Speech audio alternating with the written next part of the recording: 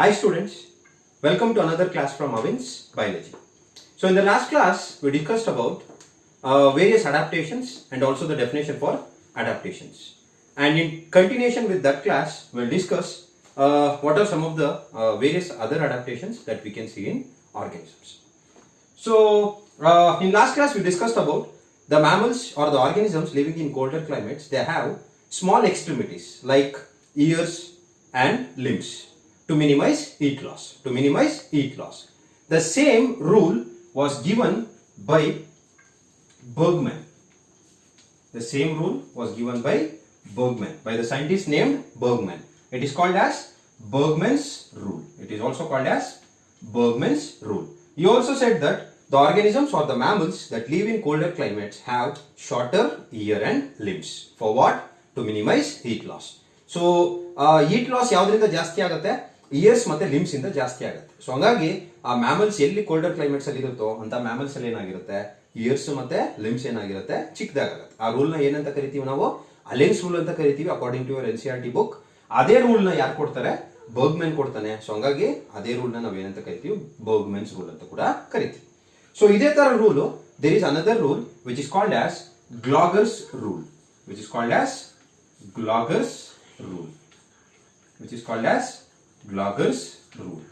So ಇದು ನಿಮ್ಮ NCERT, this is not in your NCERT textbook, but you should know what is Glauber's rule. So ಇದಕ್ಕೆ opposite. So ಯಾವ ಒಂದು organisms ಅಥವಾ animals equator ಅಲ್ಲಿ ವಾಸ ಮಾಡ್ತಾವೆ, ಈಕ್ವೇಟರ್ ಅಥವಾ ಈಕ್ವೇಟರ್ ಸರೌಂಡಿಂಗ್ಸ್ ಅಲ್ಲಿ ಆಗಿರ್ಬೋದು, ಎಲ್ಲಿ ಈಕ್ವೇಟರ್ ಮತ್ತೆ ಈಕ್ವೇಟರ್ ಸರೌಂಡಿಂಗ್ಸ್.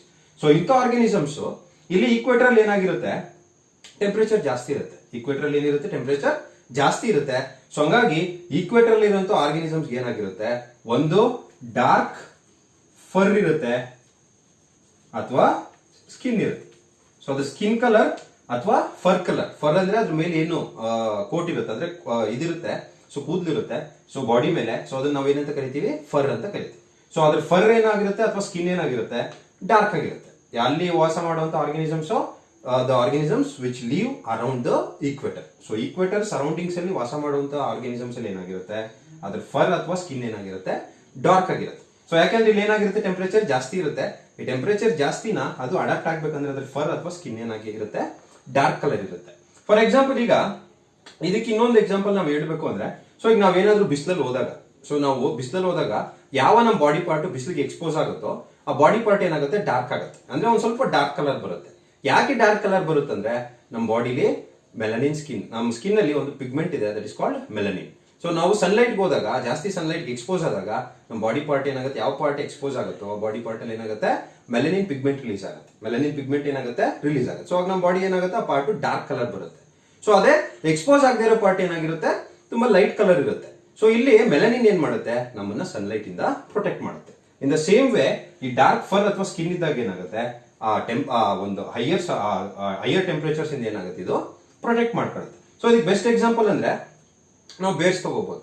ಸೊ ಅಂಟಾರ್ಟಿಕಾದಲ್ಲಿರೋ ಒಂದು ಕೋಲ್ಡರ್ ಕ್ಲೈಮೇಟ್ಸ್ ಅಲ್ಲಿರೋ ಬೇರ್ಸ್ ನಾವು ಪೋಲಾರ್ ಬೇರ್ಸ್ ಅಂತೀವಿ. ನೀವು ನೋಡಿರ್ತೀರಾ ಪೋಲಾರ್ ಬೇರ್ಸ್ ಏನಾಗಿರುತ್ತೆ, ಫರ್ ಕಲರ್ ಏನಾಗಿರುತ್ತೆ, ತುಂಬಾ ವೈಟ್ ಆಗಿರುತ್ತೆ. ಅದೇ ತರ ಈಕ್ವೇಟರ್ ಸರೌಂಡಿಂಗ್ ಅಮೆರಿಕಾದಲ್ಲಿ ಬರುವಂತ ಬೇರ್ಸ್ ನಾವು ಏನಂತ ಕರಿತೀವಿ, ಗ್ರಿಸ್ಲಿ ಬೇರ್ ಅಂತೀವಿ. ಸೊ ಗ್ರಿಸ್ಲಿ ಬೇರ್ಗೆ ಏನಾಗಿರುತ್ತೆ, ಅದ್ರ ಫರ್ ಕಲರ್ ಏನಿರುತ್ತೆ, ತುಂಬಾ ಡಾರ್ಕ್ ಇರುತ್ತೆ. So this is called as Gloger's rule. So ಏನು ಗ್ಲಾಗರ್ಸ್ ರೂಲ್ ಏನ್ ಹೇಳುತ್ತೆ, the animals living around the equator have dark fur or the skin. So this is called your Glauber's rule. So ಇಲ್ಲಿ ನೀವು ಜ್ಞಾಪಕ ಇಟ್ಕೋಬೇಕಾಗಿರೋದು melanin. So ನಾವು sunlight expose ಆದಾಗ ಏನಾಗುತ್ತೆ, ನಮ್ಮ ಬಾಡಿಲಿ ಮೆಲನಿನ್ ಪ್ರೊಡ್ಯೂಸ್ ಆಗುತ್ತೆ, which protects us from the sunlight. So this is another adaptation, that is the organisms ಅಥವಾ animals that live in equators. So ಇಲ್ಲಿ next adaptation we'll see in extremophiles. ಯಾವ organisms ಅಲ್ಲಿ ನೋಡೋಣ ನಾವು? Extremophiles ಅಂದ್ರೆ ಏನು? The organisms which live in extreme conditions. ಯಾವ organisms extreme conditions ಅಲ್ಲಿ ಸರ್ವೈವ್ ಆಗುತ್ತೋ ಅಂತದನ್ನ ನಾವೇನಂತ ಕರಿತೀವಿ, ಎಕ್ಸ್ಟ್ರೀಮೋಫೈಲ್ಸ್ ಅಂತ ಕರಿತೀವಿ. ಇಲ್ಲಿ ತುಂಬಾ ಕೋಲ್ಡ್ ಆಗ್ಬೋದು ಅಥವಾ ತುಂಬಾ ಹೈಯರ್ ಟೆಂಪರೇಚರ್ಸ್ ಇರ್ಬೋದು. ಸೊ ಎರಡು ಬರುತ್ತೆ. ಎಕ್ಸ್ಟ್ರೀಮೋಫೈಲ್ಸ್ ಅಲ್ಲಿ ತುಂಬಾ ಕೋಲ್ಡ್ ಇರ್ಬೋದು ಅಥವಾ ತುಂಬಾ ಟೆಂಪರೇಚರ್ ತುಂಬಾ ಜಾಸ್ತಿ ಇರ್ಬೋದು. ಅಂತ ಒಂದು ಆರ್ಗಾನಿಸಮ್ಸ್ ನ ಸರ್ವೈವ್ ಆಗೋ ಆರ್ಗಾನಿಸಮ್ಸ್ ನಾವು ಏನಂತ ಕರಿತೀವಿ, extremophiles. So first will take up the organisms which live in colder regions ಅಥವಾ ತುಂಬಾ ಕೋಲ್ಡ್ ಅಲ್ಲಿ ಸರ್ವೈವ್ ಆಗುವಂತ ಆರ್ಗಾನಿಸಮ್ಸ್, ಅದ್ರ ಬಾಡಿ ಏನ್ ಅಡಾಪ್ಟೇಷನ್ ಆಗಿರುತ್ತೆ ಸರ್ವೈವ್ ಆಗಕ್ಕೆ ಅಂತ ನೋಡೋಣ. ಸೊ ಇಲ್ಲಿ ನಾರ್ಮಲ್ ಆಗಿ ನಮ್ಮ ಒಂದು ಹ್ಯೂಮನ್ಸ್ ಅಲ್ಲಿ 36-37 ಡಿಗ್ರಿ ಅರೌಂಡ್ ಅಲ್ಲಿ ನಮ್ಮ ಎನ್ಸೈಮ್ಸ್ ಏನ್ ಮಾಡುತ್ತೆ ಕೆಲಸ ಮಾಡ್ತಿರ್ತವೆ. ಬಟ್ ಇಲ್ಲಿ ತುಂಬಾ ಕೋಲ್ಡ್ ಇರುತ್ತೆ. ಫಾರ್ ಎಕ್ಸಾಂಪಲ್ ಅಂಟಾರ್ಟಿಕಾದಲ್ಲಿ ಸರ್ವೈವ್ ಆಗುವಂತ ಆರ್ಗನಿಸಮ್ಸ್ ನೋಡಿ. ಅಂಟಾರ್ಟಿಕಾದಲ್ಲಿ ಅಲ್ಲಿ ಟೆಂಪರೇಚರ್ಸ್ 0 ಆಗ್ಬೋದು ಅಥವಾ ಬಿಲೋ 0 ಹೋಗ್ಬೋದು. ಸೊ ಅದು ಅಲ್ಲಿ ಈ ಒಂದು ಆರ್ಗನಿಸಮ್ ಸರ್ವೈವ್ ಆಗುತ್ತೆ. ಯಾವ ಆರ್ಗನಿಸಮ್ಸ್ ಅದು? ಎಕ್ಸ್ಟ್ರೀಮೋಫೈಲ್ಸ್. ಇಲ್ಲಿ ತುಂಬಾ ಕೋಲ್ಡ್ ಕಂಡೀಷನ್ಸ್ ಅಲ್ಲಿ ಸರ್ವೈವ್ ಆಗುವಂತ ಆರ್ಗನಿಸಮ್ಸ್ ಅಲ್ಲಿ ಒಂದು ಸ್ಪೆಷಲ್ ಪ್ರೋಟೀನ್ ಇರುತ್ತೆ. ಅಂತ ಪ್ರೋಟೀನ್ ನಾವು ಏನಂತ ಕರಿತೀವಿ ಅಂದ್ರೆ ಆಂಟಿ ಫ್ರೀಸ್ ಪ್ರೋಟೀನ್ ಅಂತ ಕರಿತೀವಿ. ಏನಂತ ಕರಿತೀವಿ ಅದನ್ನ? Anti freeze proteins. ಈ ಆಂಟಿ ಫ್ರೀಸ್ ಪ್ರೋಟೀನ್ಸ್ ಏನ್ ಮಾಡುತ್ತೆ? ಎನ್ಸೈಮ್ಸ್ ನ ಕೆಲಸ ಮಾಡೋ ತರ ಮಾಡುತ್ತೆ. ಯಾವ್ದದು? Anti freeze proteins. ಯಾವ್ದ್ರಲ್ಲಿ ಬರೋದಿದು ಆಂಟಿ ಫ್ರೀಸ್ ಪ್ರೋಟೀನ್ಸ್? ತುಂಬಾ ಕೋಲ್ಡ್ ಒಂದು ಕಂಡೀಷನ್ಸ್ ಅಲ್ಲಿ ಸರ್ವೈವ್ ಆಗುವಂತ ಆರ್ಗನಿಸಮ್ಸ್ ಅಲ್ಲಿ ಏನ್ ಬರುತ್ತೆ? Anti freeze proteins. Anti freeze proteins ಏನ್ ಮಾಡುತ್ತೆ? ಎನ್ಸೈಮ್ಸ್ ವರ್ಕ್ ಆಗೋ ತರ ಮಾಡುತ್ತೆ. ಸೊ ಹಾಗೆ ಏನಾಗುತ್ತೆ, ನಾರ್ಮಲ್ ಆಗಿ ಅನಿಮಲ್ಸ್ ಏನ್ ಮಾಡ್ತವೆ, ಅದು ತುಂಬಾ ಕೋಲ್ಡ್ ಕ್ಲೈಮೇಟ್ ಗೆ ಅಡಾಪ್ಟ್ ಆಗುತ್ತೆ, ಅಲ್ಲಿ ಅಡಾಪ್ಟ್ ಆಗುತ್ತೆ. ಸೊ ಇದಕ್ಕೆ ಆಪೋಸಿಟ್ ಬಂದು ತುಂಬಾ ಹೈಯರ್ ಟೆಂಪರೇಚರ್ಸ್. ಫಾರ್ ಎಕ್ಸಾಂಪಲ್ ಇದು ಯಾವುದು ಹಾಟ್ ವಾಟರ್ ಸ್ಪ್ರಿಂಗ್ಸ್ ಇರ್ಬೋದು. ಸೊ ಹಾಟ್ ವಾಟರ್ ಸ್ಪ್ರಿಂಗ್ಸ್ ಅಲ್ಲಿ ಸರ್ವೈವ್ ಆಗುವಂತ ಅಲ್ಲಿ ಏನ್ ಟೆಂಪರೇಚರ್ ಇರುತ್ತೆ ಅಂದ್ರೆ that will be more than 100 degree centigrade. ಅಂತದ್ರಲ್ಲೂ ಕೂಡ ಒಂದಷ್ಟು ಆರ್ಗನಿಸಮ್ ಸರ್ವೈವ್ ಆಗುತ್ತೆ, ತುಂಬಾ lower organisms. So bacteria. So ಯಾವ ಬ್ಯಾಕ್ಟೀರಿಯಾ ಅಂತ ಕರಿತೀವಿ ಅದನ್ನ? Archaebacteria. ಯಾವ ಬ್ಯಾಕ್ಟೀರಿಯಾ ಅದು? Archae bacteria.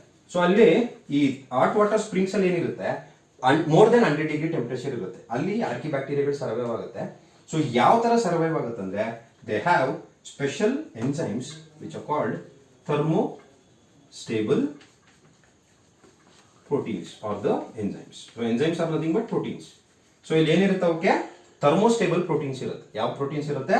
thermostable proteins. ಇದಕ್ಕೆ best example we can take is thermus aquaticus. It is a name of bacteria. ಏನದ ನೇಮ್? thermus aquaticus. ಇದನ್ನ ನೀವೆಲ್ಲೋ ಕೇಳಿದ್ದೀರಾ. ಸೊ PCR ಅಂತ ಬಂದಾಗ, ಪಾಲಿಮರೇಸ್ ಚೈನ್ ರಿಯಾಕ್ಷನ್ ಅಂತ ಬಂದಾಗ we have discussed about thermus aquaticus.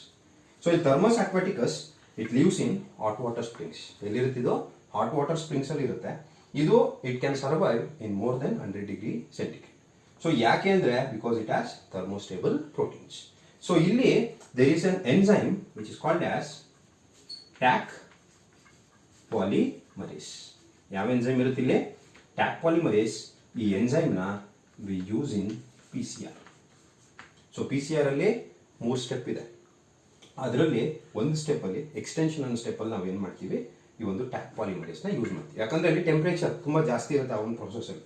So ಅಲ್ಲಿ ನಾವು ನಾರ್ಮಲ್ ಆಗಿ ಯೂಸ್ ಮಾಡೋ ಪಾಲಿಮರೇಸ್ ಯೂಸ್ ಮಾಡಿದ್ರೆ ಏನಾಗುತ್ತೆ? ಅದ್ರ ಎನ್ಸೈಮ್ ಡಿನೇಚರ್ ಆಗುತ್ತೆ. ಡಿನೇಚರ್ ಆದಾಗ ಅದೇನಾಗಲ್ಲ, ವರ್ಕ್ ಮಾಡಲ್ಲ. ಸೊ ಹಾಗಾಗಿ ಯಾವ ಎನ್ಸೈಮ್ ಯೂಸ್ ಮಾಡ್ತೀವಿ ನಾವು? Taq polymerase. ಇದನ್ನ ಯಾವ್ದ್ರಿಂದ ತಗೊಂಡಿರ್ತಾರೆ? Thermus aquaticus. ಟ್ಯಾಕ್ ಅಂದ್ರೆ Thermus aquaticus. So this is an thermophilus bacteria. Thermophilus bacteria which survive in hot water springs. So ಇಲ್ಲಿ ಏನು ಒಂದು ಅಡಾಪ್ಟೇಷನ್ ಇದೆ ಅದರಲ್ಲಿ? thermostable proteins. ಅದೇ ಕೋಲ್ಡ್ ಅಂತ ಬಂದಾಗ antifreeze proteins. So this is an adaptation that we can see in extremophiles. So these are the adaptations that we can see in extremophiles.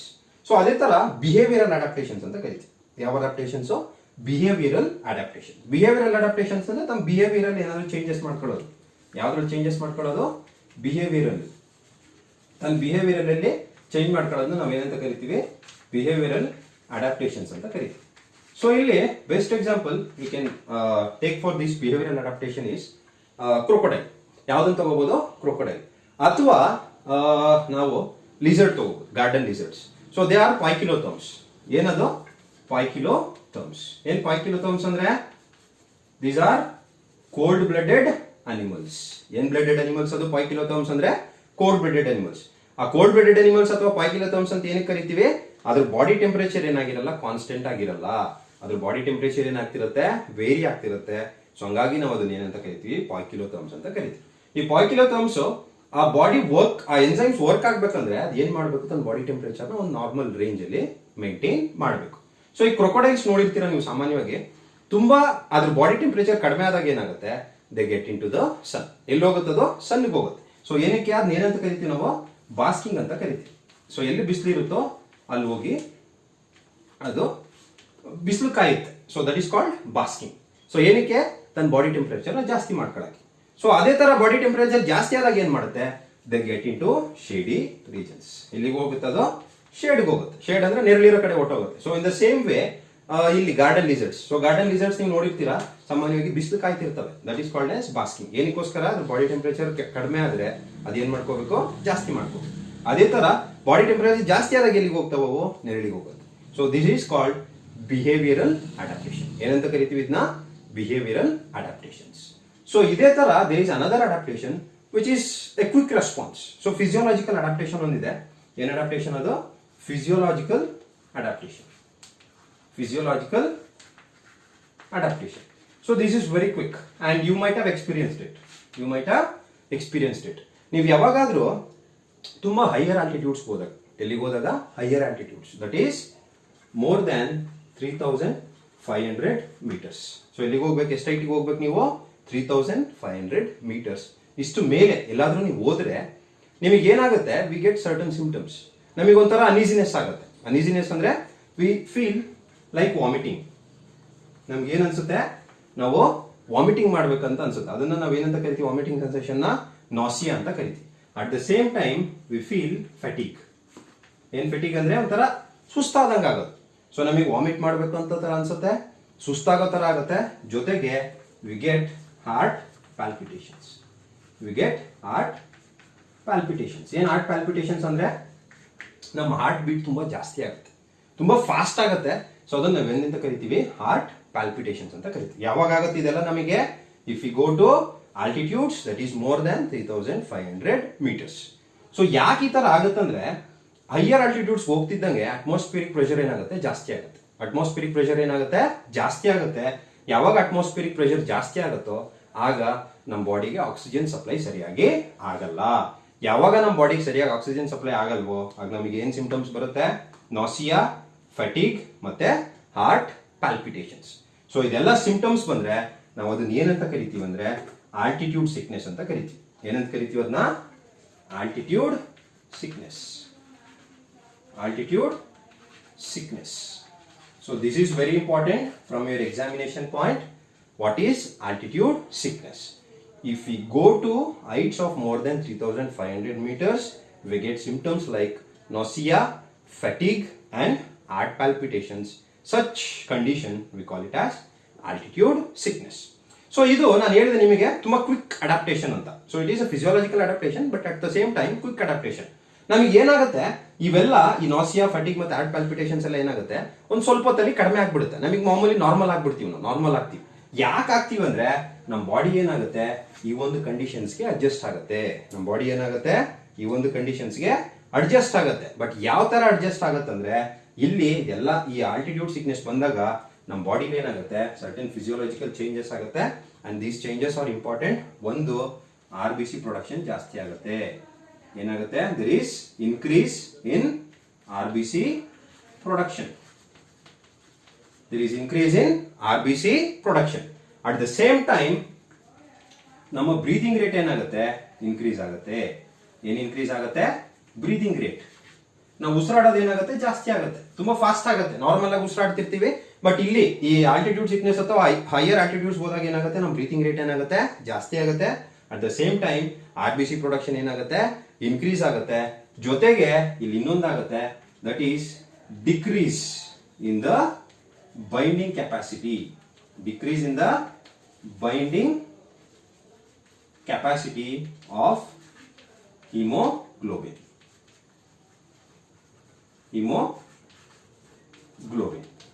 So ಇವೆಲ್ಲ ಆದಾಗ ನಮ್ಮ ಬಾಡಿ ಏನಾಗುತ್ತೆ? ಅಡಾಪ್ಟ್ ಆಗುತ್ತೆ. ಯಾವ್ದಕ್ಕೆ ಅಡಾಪ್ಟ್ ಆಗುತ್ತೆ? ಹೈಯರ್ ಆಲ್ಟಿಟ್ಯೂಡ್ಸ್ಗೆ ಅಡಾಪ್ಟ್ ಆಗುತ್ತೆ. Higher altitudes. So higher altitudes ಹೋದಾಗ normal ಆಗಿ ತುಂಬಾ ಹೈ ಪ್ರೆಷರ್ ಇರುತ್ತೆ. ಅಲ್ಲಿ ನಮ್ಮ ಬಾಡಿಗೆ ಏನಾಗಲ್ಲ? ಆಕ್ಸಿಜನ್ ಸಪ್ಲೈ ಸರಿಯಾಗಿ ಆಗಲ್ಲ. ಯಾವಾಗ ಆಕ್ಸಿಜನ್ ಸಪ್ಲೈ ಸರಿಯಾಗಿ ಆಗಲ್ಲ ನಮಗೆ ಏನಾಗುತ್ತೆ? ಆಲ್ಟಿಟ್ಯೂಡ್ ಸಿಕ್ನೆಸ್ ಬರುತ್ತೆ. ಏನೇನಾಗುತ್ತಾಗ? ನಾಸಿಯಾ, ಫೆಟಿಗ್ ಮತ್ತೆ ಹಾರ್ಟ್ ಪ್ಯಾಲ್ಪಿಟೇಷನ್ಸ್. ಸೊ ಇಲ್ಲಿ ನಮ್ಮ ಬಾಡಿ ಏನಾಗುತ್ತೆ? ಫಿಸಿಯೋಲಾಜಿಕಲ್ ಆಗಿ ಅಡಾಪ್ಟ್ ಆಗುತ್ತೆ. ತುಂಬಾ ಕ್ವಿಕ್ ರೆಸ್ಪಾನ್ಸ್ ಇದು. ಸೊ ಯಾವ ತರ ಅಡಾಪ್ಟ್ ಆಗುತ್ತೆ? ಒಂದು, RBC ಪ್ರೊಡಕ್ಷನ್ ಜಾಸ್ತಿ ಆಗುತ್ತೆ. ಯಾಕೆ RBC ಪ್ರೊಡಕ್ಷನ್ ಜಾಸ್ತಿ ಆಗಬೇಕು? RBC is the one which supplies oxygen to the blood cells. So RBC ಏನ್ ಮಾಡುತ್ತೆ? ಸೆಲ್ಸ್ ಗೆ ಆಕ್ಸಿಜನ್ ಸಪ್ಲೈ ಮಾಡುತ್ತೆ. ಈಗ ಆಕ್ಸಿಜನ್ ಸಪ್ಲೈ ಕಡಿಮೆ ಆಗಿದೆ, ಏನ್ ಮಾಡ್ಬೇಕು? ಇದು ಪ್ರೊಡಕ್ಷನ್ ಜಾಸ್ತಿ ಆಗಬೇಕು. ಯಾವಾಗ RBC ಪ್ರೊಡಕ್ಷನ್ ಜಾಸ್ತಿ ಆಗುತ್ತೋ ಆಕ್ಸಿಜನ್ ಸಪ್ಲೈ ಜಾಸ್ತಿ ಆಗುತ್ತೆ. At the same time breathing rate ಏನಕ್ಕೆ ಜಾಸ್ತಿ ಆಗಬೇಕು? ಆಕ್ಸಿಜನ್ ಒಳಗಡೆ ಜಾಸ್ತಿ ಬೇಕು, ಒಳಗಡೆ ತಗೋಬೇಕು ಜಾಸ್ತಿ. At the same time binding capacity of haemoglobin ಏನಾಗುತ್ತೆ? ಕಡಿಮೆ ಆಗುತ್ತೆ. ಸೊ ಇದು ಮೂರು ಆದಾಗ ನಾವು ಏನಾಗ್ತೀವಿ? ಈ ಒಂದು ಕಂಡೀಷನ್ಸ್, ಹೈಯರ್ ಆಲ್ಟಿಟ್ಯೂಡ್ ಕಂಡೀಷನ್ಸ್ ಏನಾಗ್ತೀವಿ? ಅಡ್ಜಸ್ಟ್ ಆಗ್ಬಿಡ್ತೀವಿ. ಸೊ ನೀವು ಹೈಯರ್ ಆಲ್ಟಿಟ್ಯೂಡ್ಸ್ ತುಂಬ ಹೈಯರ್ ಆಲ್ಟಿಟ್ಯೂಡ್ಸಲ್ಲಿ ವಾಸ ಮಾಡೋರು ದೇ ಲುಕ್ ವೆರಿ ರೆಡಿಶ್ ಇರ್ತಾರೆ. ಯಾಕೆ ಅಂದರೆ ಅವ್ರಿಗೆ ಏನಿರುತ್ತೆ ಆರ್ ಬಿ ಸಿ ಪ್ರೊಡಕ್ಷನ್ ತುಂಬ ಜಾಸ್ತಿ ಇರುತ್ತೆ. ಆರ್ ಬಿ ಸಿ ಪ್ರೊಡಕ್ಷನ್ ಏನಿರುತ್ತೆ ಅವರಿಗೆ ಜಾಸ್ತಿ ಇರುತ್ತೆ. ಹಂಗಾಗಿ ನೋಡೋಕೆ ಅವರು ಕ್ಯೂಟ್ ಆಗಿ ತುಂಬ ರೆಡಿಶ್ ಕಲರ್ ಆಗಿ ಇರ್ತಾರೆ. So anyhow this is altitude sickness and it is very important from your examination point. Altitude sickness ಅಂದರೆ ಏನು and how does our body cope up with the altitude sickness, ಇದೆರಡು ನಿಮ್ಗೆ ಚೆನ್ನಾಗಿ ಗೊತ್ತಿರಬೇಕು. So these are some of the adaptations that we can see in animals and ಬೇರೆ adaptations ಇದೆ, but with reference to your NCERT syllabus, this is enough and I'll stop here.